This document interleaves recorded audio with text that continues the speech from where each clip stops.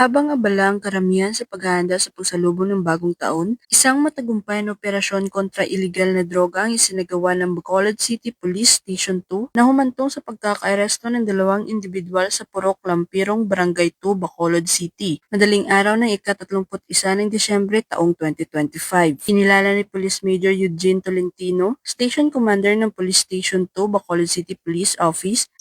ang mga naaresto sa alias Sir Ernst, 27 taong gulang, na itinuring na high-value individual, at alias Erne,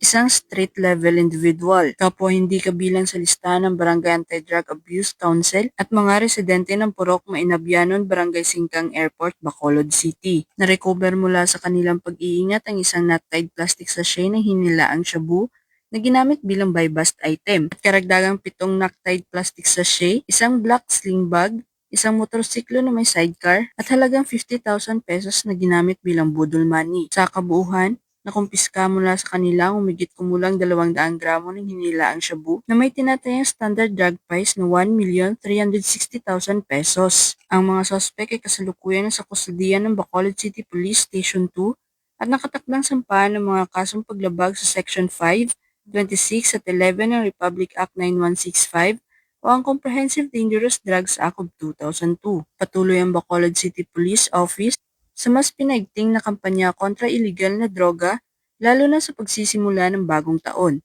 bilang bahagi ng layuning tiyakin ng kapayapaan, kaayusan at kaligtasan ng bawat mamamayan sa lungsod. Mula dito sa Police Regional Office 6, ako ang inyong Police News Network Correspondent, Patrolman Ledeline Bansagon, alagad ng batas, tagataguyod ng Balitang Pulis.